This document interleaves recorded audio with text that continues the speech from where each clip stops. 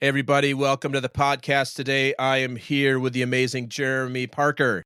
He is the co-founder and former CEO of Swag.com, currently the founder of Swagspace. We're going to talk a lot about what that means. And Jeremy, so glad we're on today. Great to see you. How are you doing? Doing great. Thank you so much for having me on. Yes, very welcome. Where are you joining us from today? I'm calling from Bal Harbor in Miami. So Oh, on that's the a nice beach, spot. it's paradise, honestly. Yeah. We were just Jeremy and I were just catching up before we pressed record. Former Manhattanite, just like myself. And I don't know if you and the fam ever lived in Brooklyn, but we at the time we moved to Brooklyn and called it the suburbs. We lived like literally south of the Brooklyn Bridge, and now we both relocated. Me a couple hundred miles away, and you, I guess, a couple thousand miles away, A little maybe bit more, something like that. Yeah, Yeah. we moved here in the middle of 2021, and it's pretty easy living here.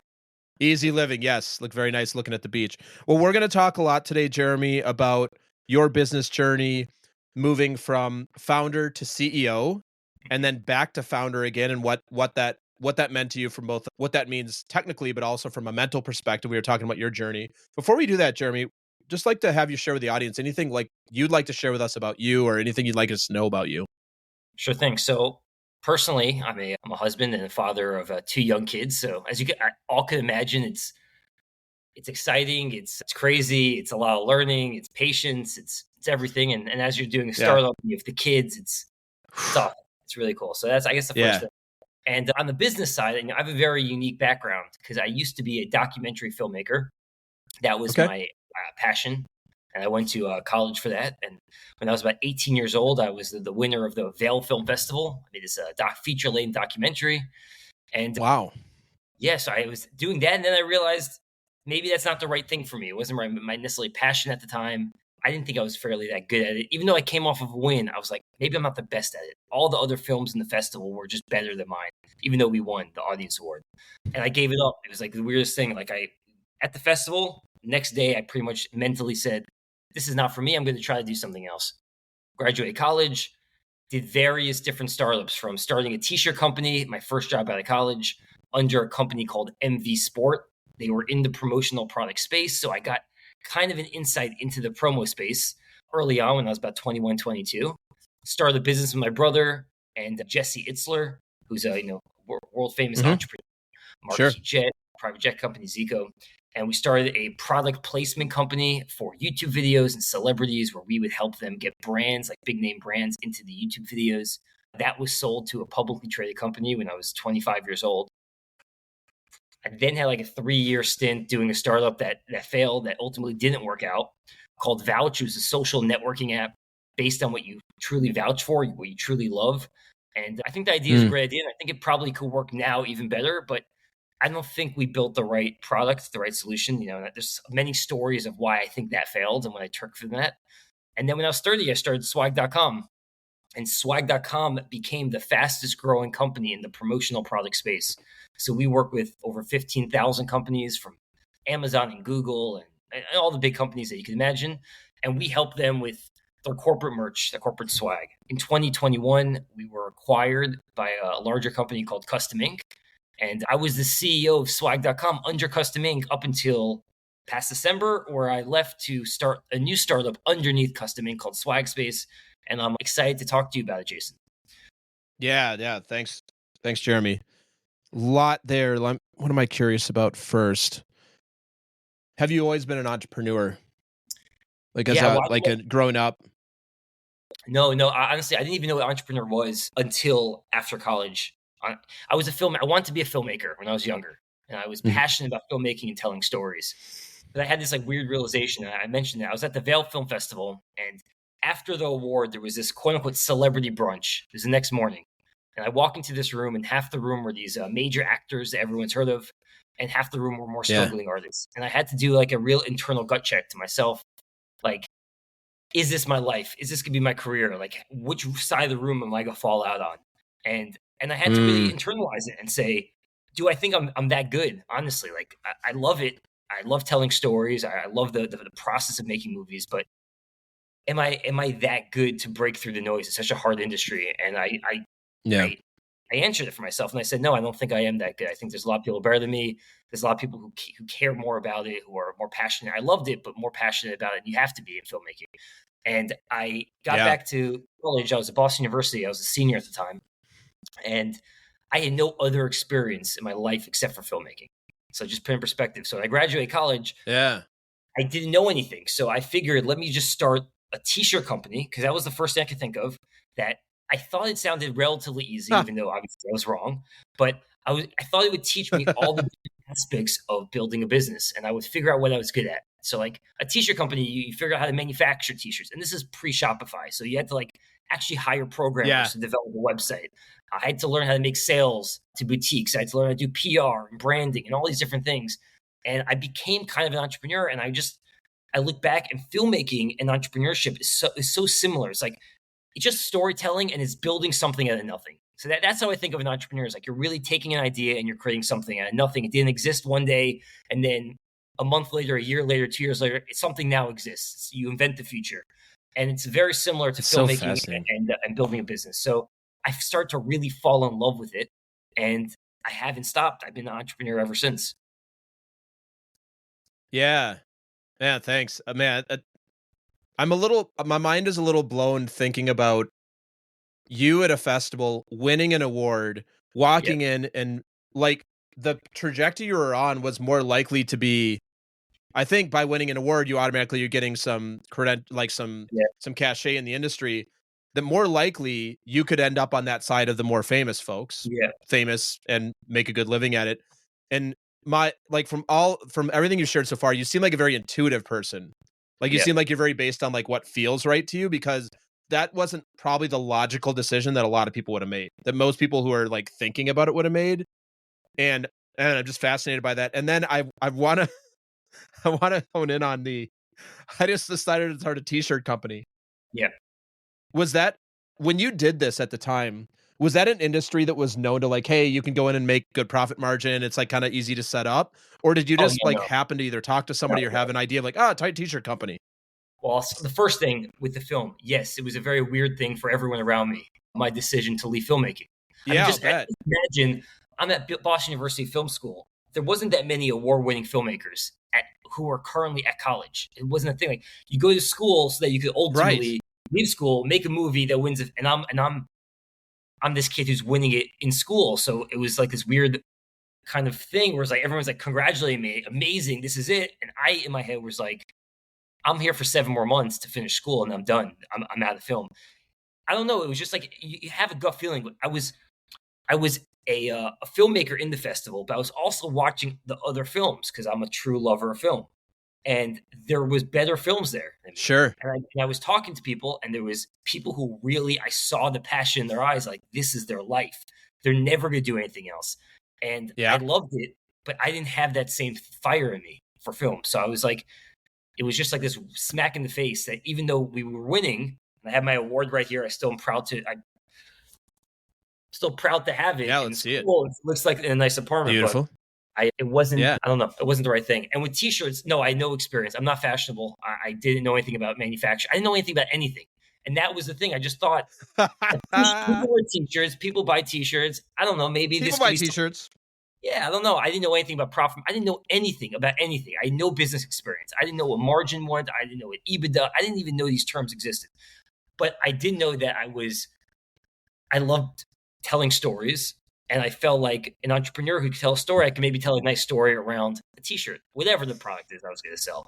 And I started to really Yeah. dive into being an entrepreneur, and I started reading all the blogs online about how to be an entrepreneur. And I was following Mark Cuban's Blog Maverick, which is a big, Yep. inspiration for me when I was starting. And I was just becoming a sponge because it was like I was starting from the beginning. I was starting over in some ways.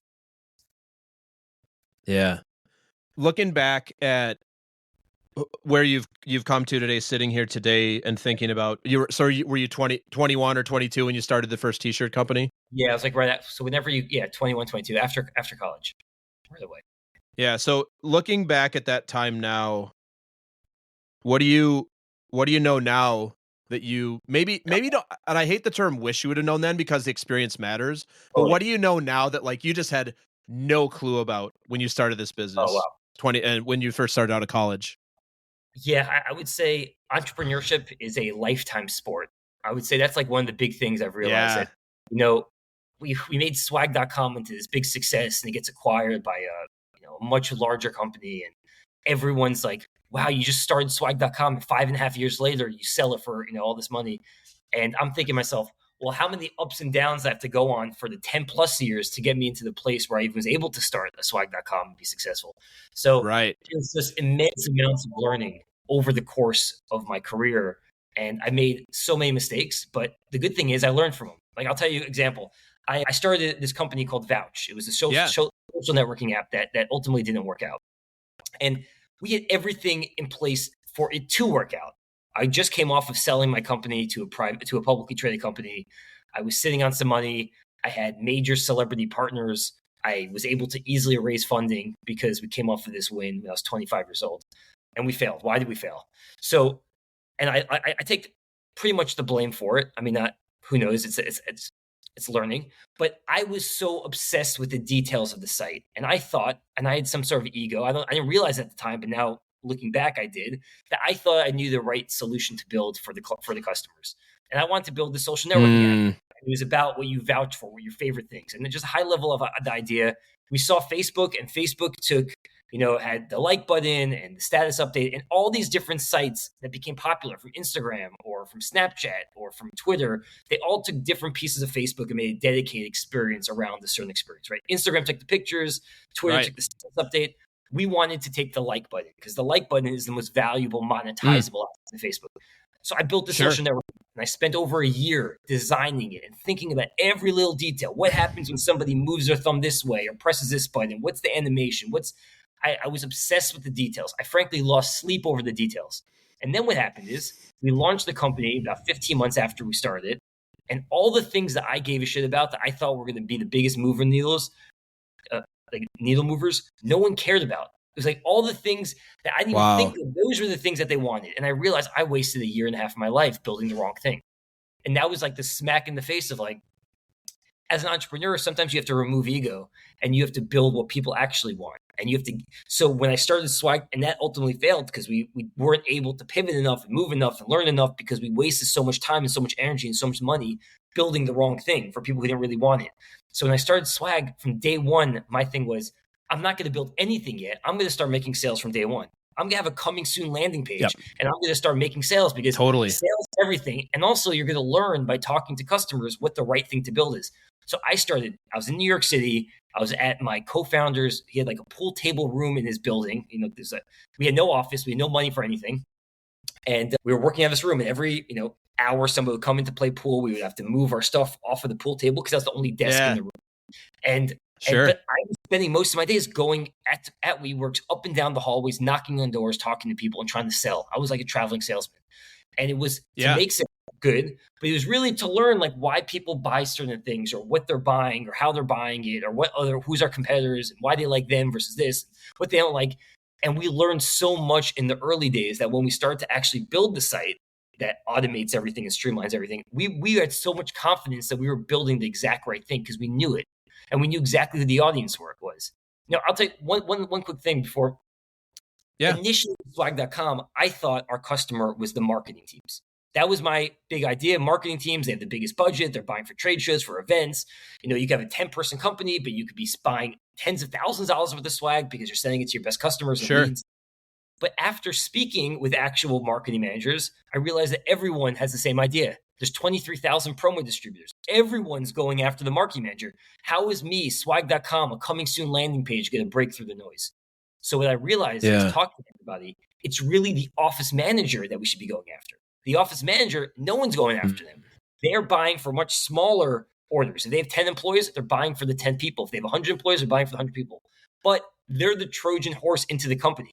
If the office manager buys 100 t-shirts and they're giving it out to their marketing team and their sales team and their this office and that office, they're basically doing the work for us. They're introducing us to everyone who has decision-making ability in the company, and no one's going there. So we pivoted our entire focus.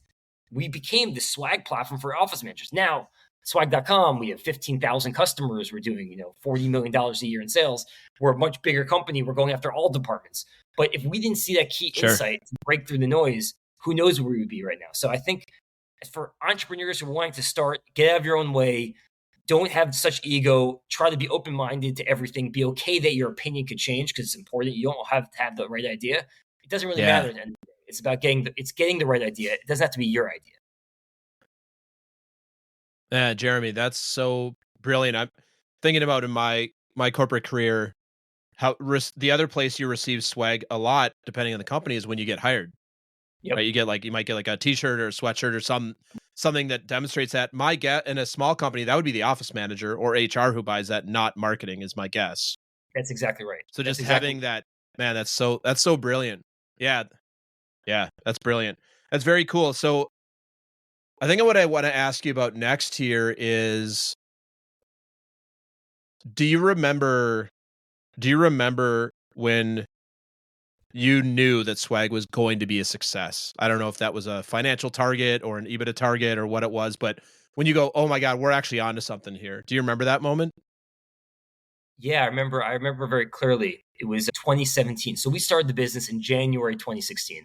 When we started it, my mindset was I don't need to be a millionaire. That was not the mindset of that I was in 2016. I was a 30-year-old guy. I was single. I was living in New York City. I didn't have much money. I wanted to just own my life. I wanted to make a salary, 100,000, Mm, 200,000 in that range every year and control my time. That was my initial thing. And I felt like I could do that in the swag yeah, industry. I felt like there was a way to do that. A lot of people were doing it, and I felt like it was a good industry. But the more I was selling, the more I was learning of the problems in the industry and how I can make a better process. So it wasn't until probably mid 2016 where I started to actually think all these challenges that people are having, I could actually automate it. I could streamline it. I could simplify it. I can make a much better experience for customers. So when we started build the first version, we had one developer at the time building our MVP to launch it in January 2017. And that was like, it wasn't like immediate. It wasn't like the floodgates opened. The platform, frankly, wasn't very good in the early days. But we started to sure. see people that something that used to take me maybe hours, like literally weeks to create a presentation deck or to do price quotes or to go back and forth with clients and it was streamlined. Like I still had to help them. I still had to guide the customer through the process, but it was removing 80% of the workload. And I realized, wow, like Mm, we did 350,000 our first year of sales, and I was pushed to the max, and I had all dang. this like wasted.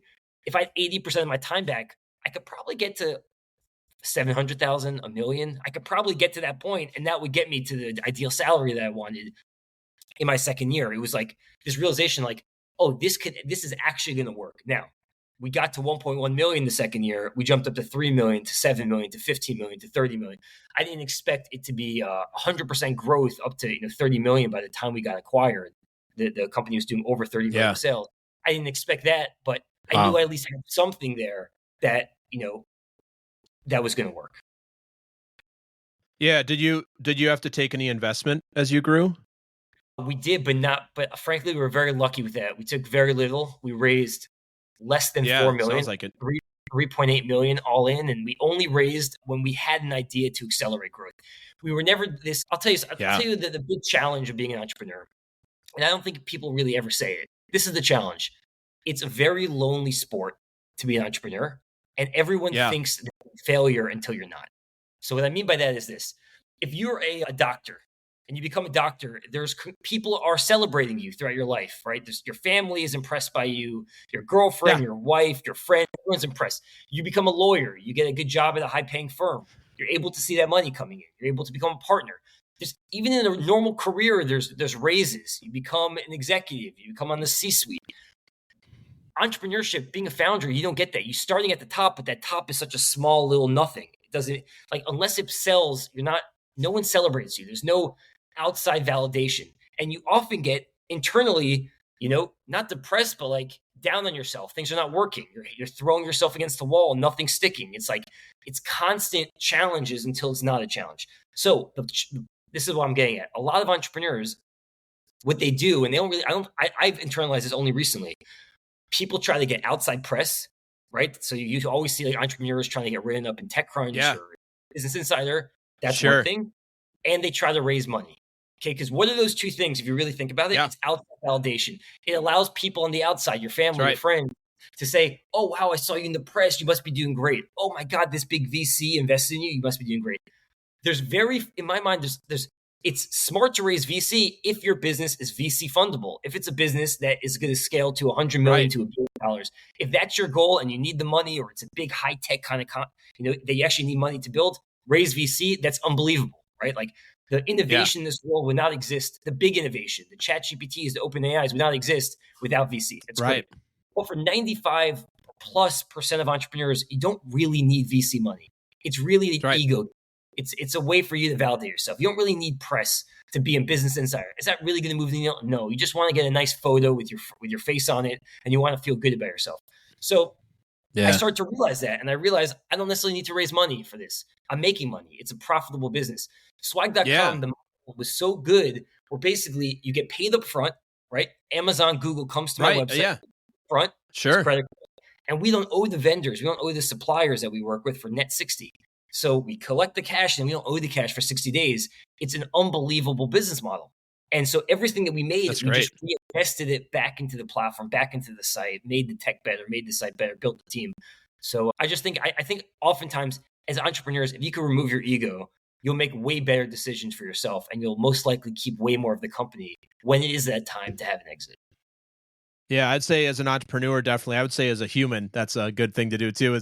As a husband, as a wife, as a parent, So, as no matter what you're doing, if we can remove our ego, or like think about where our ego is making us right about something, is what I heard you talk about with Vouch.com. Is you are right in your mind. You're right that this is what it is.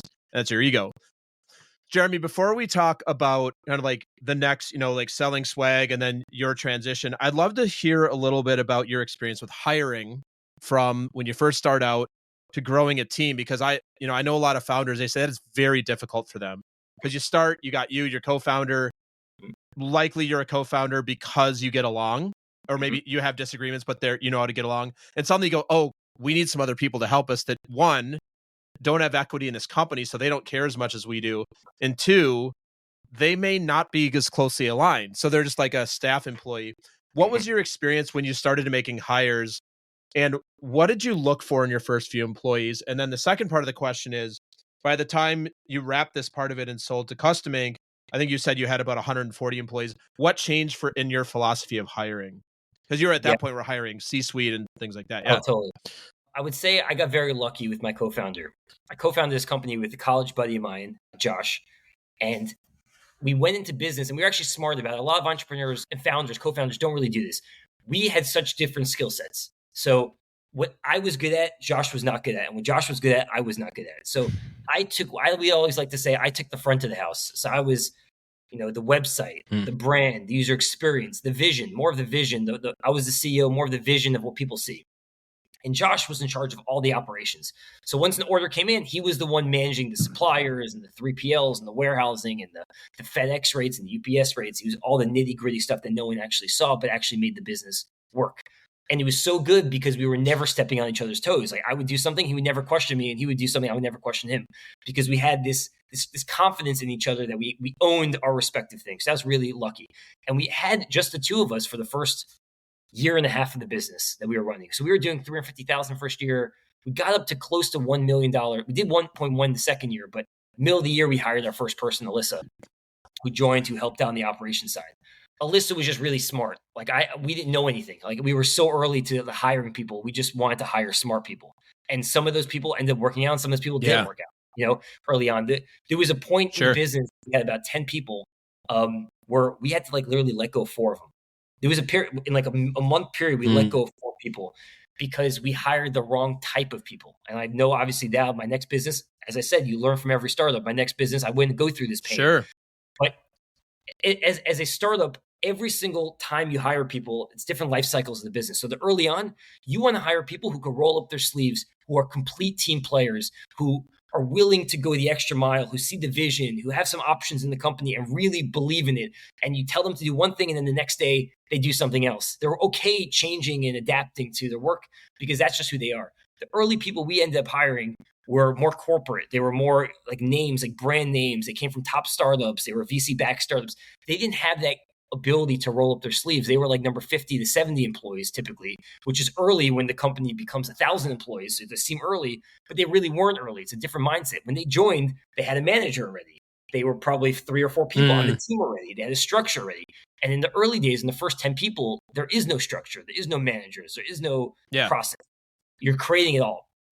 So I think early days, you got to find the right type of people for that thing. And as you scale, it does become easier to make the hires. Because if you have a boss, if you hire an executive that you believe in, they're going to be the ones to set that person who they're hiring up for success, right? You have to really believe in the executives that you're hiring, and then hope that they're going to be a great leader to manage the people beneath them.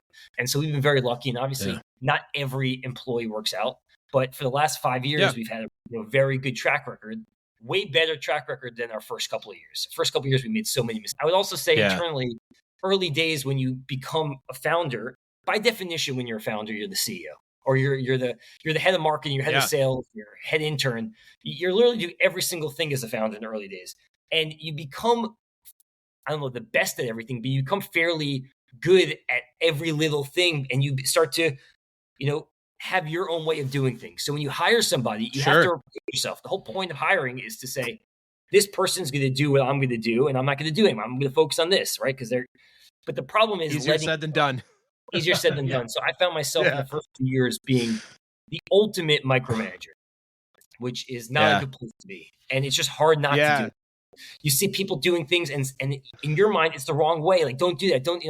And you want to jump in. But sometimes you kind of, even though you want to jump in and you probably would solve it and make things better, you sometimes have to sit back and be like, it's okay. They're going to learn. They're going to mess up, but they're going to learn. And that's going to be the experience that they're going to need to get better at it. And they always say, you're going to replace yourself with somebody. And, just if they're 80% as good as you, by the way, hopefully they're even better than you. But if they're 80%, that's good enough. It doesn't need to be perfect. With executives, it does need to be very good. You need to feel really confident in your team that you can let them go. So much so that Geeta, who I hired as our chief customer officer about 2.5 years ago, I passed her the basically, we call her general manager, the general manager role of swag.com when I stepped away to do Swagspace. So you have to really, for me, she was a better operator than me. Like she is a better quote unquote CEO than I am. And when you realize that, you kind of have to ask yourself, like, well, if my value is not this and my value is something better, or like I enjoy doing something different, maybe I should be focusing on what I'm better at and what I enjoy doing, and let somebody who's actually really great give her that shine and that ability to really take it to the next level. So that was kind of my thing. And, amazing. And I pitched my boss, the CEO of Custom Ink, and I told him, I said, I'm at the company. I want to help the company in any way I can. I think the best way for me to do that is to start something new and invent something new. And I think Geeta can actually run swag.com way better than me. So I think this is actually a perfect fit. Oh, and I'm curious, what was the initial feedback from your boss at the time? He was very uncertain in the beginning. Not that he didn't think Geeta was great. He didn't really know Geeta. I mean, it's a big company, Custom Ink, thousands of employees. He didn't know everybody at that point. And I pushed for it. And I said, I feel so confident that when you get to know her and you see her in action, you see her work, you're going to be so blown away by it. And he was. Like I got them in conversations. I brought Geeta to more of these executive meetings. She's unbelievable. It's so obvious to anyone who's like, and he felt a lot more confident after a couple of months. It took a while to get us there, right? Because it's like, he bought my company, he knew me, and now I'm saying I actually don't want to be the CEO, or I don't think I'm the right person to be CEO. So for him, he was like, what's going on here? But he totally agreed. He's like, Jeremy, it makes total sense. And so, sometimes it's it's not always easy, the right thing to do, but you still have to do it. Yeah. So Jeremy, thanks for sharing all that. You already hit on what I wanted to talk about with your journey next is, and 140 employees of swag.com. When you were acquired, you were still running that business. I guess you would have been a general manager of the business inside of Custom Ink. Yeah, exactly. And then you decided, hey, it's time for me to give this to Geeta and go back and found something new all over again, this side inside the Custom Ink family. Yeah. I want to talk about both the tactical part of that, but also your mindset there, because and we talked about ego.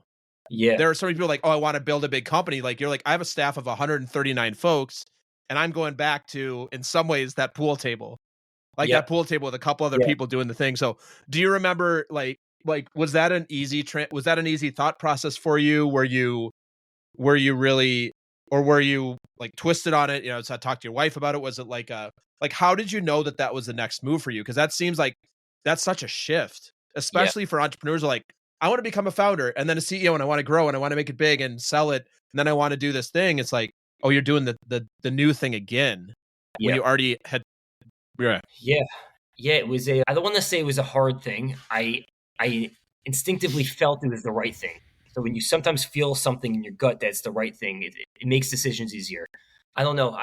The big thing for me is I've been known for the last 8 years as the swag guy, right? Like, forget business, Right. but like every interaction, like I meet with new friends. My friends say, "Oh, you got to talk to Jeremy, swag.com." Like that becomes your identity, especially for every entrepreneur. Their startup becomes their identity, but even more so for Yeah. a startup that actually gets acquired, that has that actually works to some degree in some scale.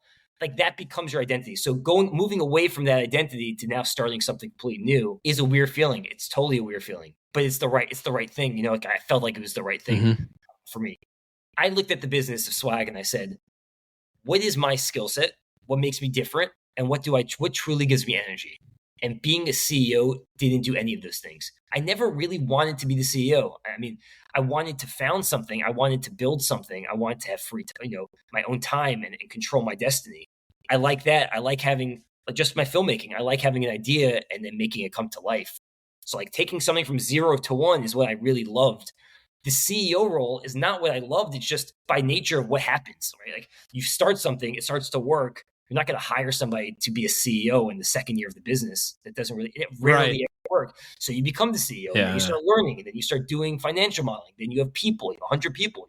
You're managing people, and there's board meetings, and there's raising money, and you get all into this stuff you never even wanted to do. It's just part of what you have to do.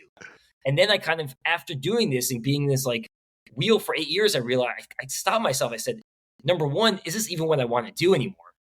And the answer was no. And number two, am I the right guy to continue this wheel to get us from whatever we're doing to 100 million a year in sales, 200 million? And I felt like maybe I could do it, but am I the best person to do it? And I had somebody literally right next to me who I felt like was better than me. I felt like she could lead the team better than me. Good, she's just better at being a CEO in my mind.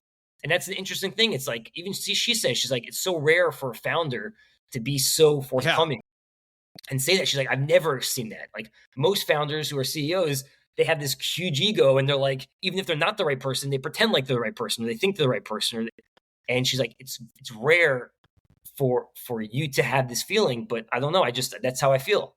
And I felt like I had this opportunity to build something that is unique to me. I'll tell you about Swagspace very quickly, but yeah, I'd love to hear about Swagspace. Yeah, Swagspace, I've had this idea for 8 years. I've had this idea at the same time that I was starting swag.com because they're very similar. They're similar and they're different. Yeah. So with swag.com, in our first year before we built technology, I was doing everything manually. Like the whole industry is fragmented. It's back and forth emails, it's presentation decks, it's phone calls to close sales. The customer wants a 3-color logo versus a 2-color. You have to do the calculation again for printing. It's very complicated. Then when you actually get the order in, you have to create an invoice manually. All of these things take time. You send the invoice over, you collect the money, you collect the sales tax, you remit the sales tax, and that's where the real work begins. Then you have to start placing the orders at the vendor level. So I have to buy blank t-shirts from this place and send it to a screen printer. I have to buy this stuff from this place and to an embroiderer. I have to buy, notebooks here and water bottles here and this here and that here. Like it's like you're literally spending so much time to get the orders over the finish line. Then if you ever want to do kitted boxing for onboarding new hires, you have to get a 3PL or a warehouse to consolidate. Oh, sure. So much manual effort. And I found myself in the first year of the business spending about 20% of my time on selling, right? Which is actually what I wanted to do. And 80% of my time on bullshit. Like I was just spending so much time on bullshit, wasting time. It was a nightmare. And I realized at that moment, what if we could streamline the 80% and give people back that 80% of their life so that they could focus 100% of their life on selling? That was just an idea. It was in the back. And so I started building swag.com. We started automating everything and started to really, really work. And then I started thinking, after we got acquired by Custom Ink does $600, $700 million a year in revenue, right? Right. They're doing a lot of buying power. And I have this amazing technology platform that I spent the last 8 years building at swag.com.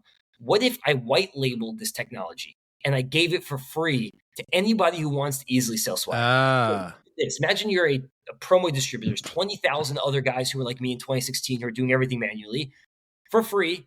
Upload their logos, their brand colors, press a button, instantaneously have the best e-commerce experience in the industry. Okay? We handle everything. They can send the link to their clients can go through the checkout flow, buy stuff. Now, when they buy stuff, all automated, it hits the customing backend and we become the de facto supplier for everything. So we just removed all the 80% and we give the seller a large chunk of the order. Then it got us thinking, well, they're screen printers. They also want to sell hard goods. They only sell apparel now. They might want to sell water bottles.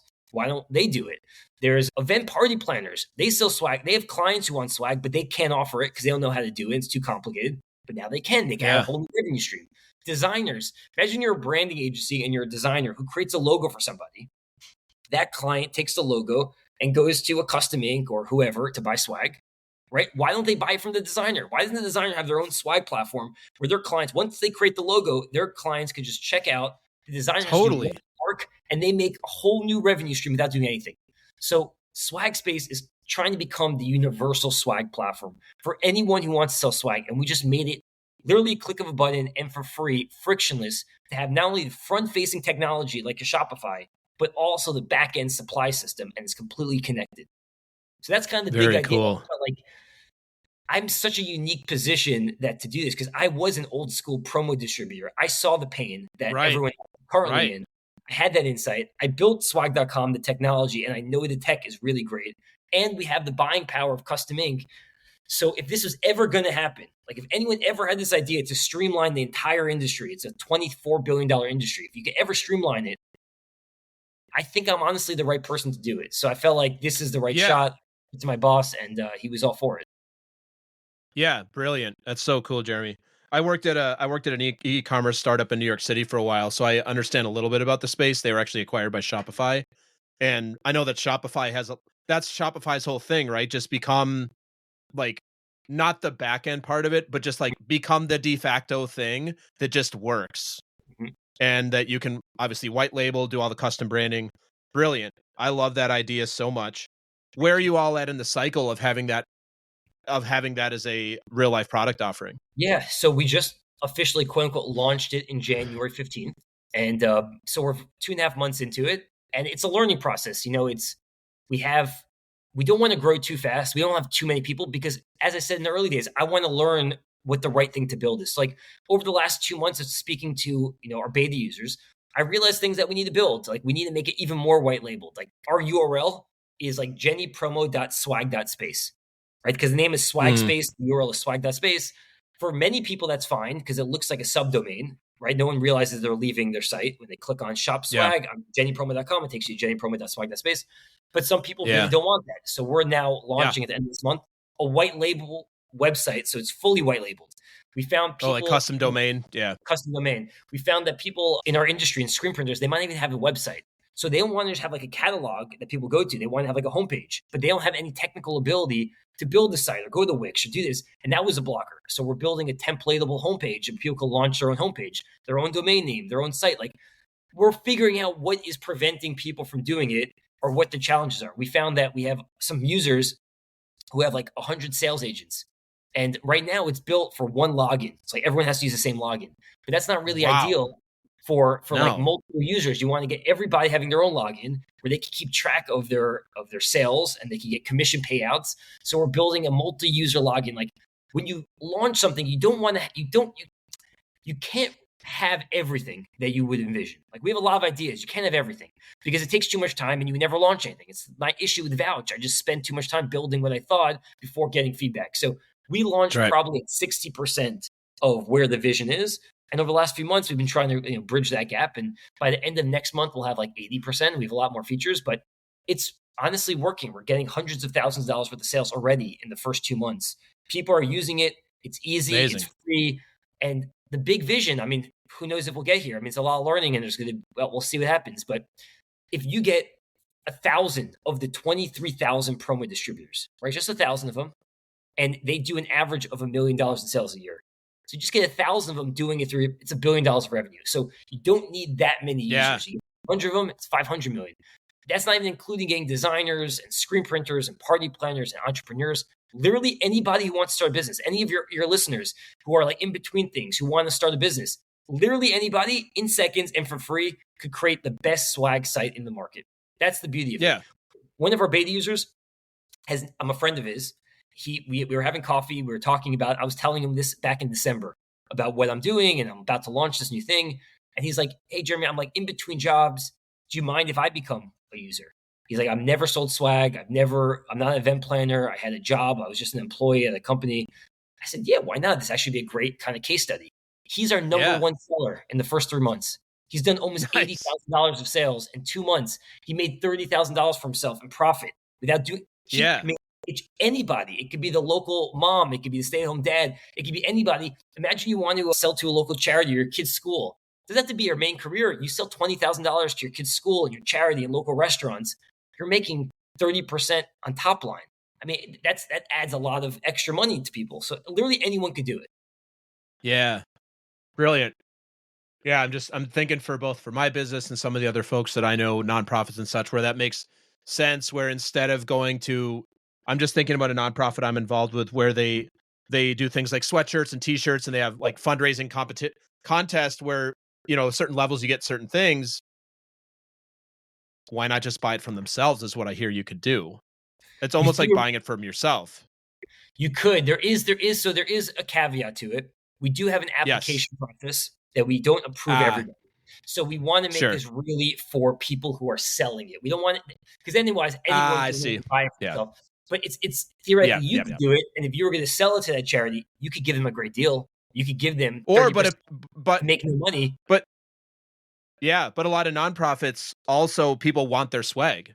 Like they're like, totally. I like your logo. I'm in. Hey, like I win. I see this cool sweatshirt that I win because I raised $1,000. But what if I wanted that for my kid and I didn't raise $1,000 and go? Amazing, Jeremy. That's brilliant. Brilliant. You've got me thinking over here. You could probably see me for the people listening, but you could see me. I'm like, oh, how can I don't want to be a seller, but I do need to buy some things for my business. I'm like, oh yeah, this makes so much sense. Jeremy, I just want to tell you as we wrap up here, what a cool journey. I'm really amazed by all of it. I think I'm most amazed by what you said. The fact that you're willing to give up the CEO role. That is not something that a lot of folks do. That, at least that I know, it happens, but the fact that you're willing to say there's somebody better than me really had to, like, that's an ego check for sure. I know that would be a hard thing for me to say it many times. And I want to wrap with a question, a more personal question for you about your growth. I always like to learn, like, people like you, what's next for you in like your executive leadership, and what's next for you in terms of the skills you're working on as you've had a successful, what it sounds like a very successful exit. You're now doing something again that's really aligned to you, but like, I know that it's common for people to get so heads down in business that they forget to do the development for themselves. Like, what's the big skill that you're working on right now? Yeah, well, it's not even a business skill, because business skills I find myself learning in the business often. I'm trying to get super healthy. Yeah, right. So, like, just insane discipline. I found myself there was during my entrepreneur, being in the business and grinding so hard, I found myself, I got a little heavier over the years. And I found myself being like 210 easy pounds. To do. Two and a half easy years. to do. So easy. And about 2 years ago, I started this like complete health kick and really trying to get fit. And I lost nearly 30 pounds over the last 2 years. It's awesome. And I think just the mentality of waking up and treating your health just like people treat your business is an important thing. Like, if you're good at business and you're going every day and you're working really hard, you have it in you to be also really fit. And a lot of people lose sight of that, or they don't think they care. And you will care when you get older and you start, feeling, tired, and you have young kids, you're going to feel it. And then people say, oh, it's too hard, I don't have time. You can make time. If you're a business owner, you're able to navigate time and schedule meetings and change things and prioritize. And for me, health has become like something I will never not focus on. Like, I'm always going to focus on health for life. That's so cool. Makes you a better leader. Totally. You're feeling more better energy, makes you better husband, and father, energy. Everything. It just changes overall. It makes you feel better. Yeah, picking up those young kids, and you go, "Oh, my back doesn't hurt when I do that." Yeah, or like get on the floor with them. You're like, "Oh, my knees aren't popping." Not that I've ever had that happen, but it has happened to me as well. Yeah, that's so Totally. cool, Jeremy. Well, I want to thank you so much for being on. This was an awesome conversation. Congrats on the success. Thank I'm you. going to go check. I am going to go snoop around and find your documentary. I'm not going to have you send it to me. I'm just going to go find it. I'm a big film guy as well. Congratulations on Thank you. everything. Really excited to see what you do with Swagspace. That sounds like a great idea, and we'll have you back on again soon. Catch up and hear what's up with you in the future. Thanks so Thank much. you so much, Jason. Appreciate it. Thanks. Thanks for listening to another episode of Talking to Cool People with Jason Frizzell. If you enjoyed today's episode, please tell your friends. Follow us on Instagram and Facebook, and give us a shout out, or take a moment to leave a review on iTunes. If something from today's episode piqued your interest and you'd like to connect, email us at podcast@jasonfrizzell.com. We love hearing from our listeners because you're cool people too.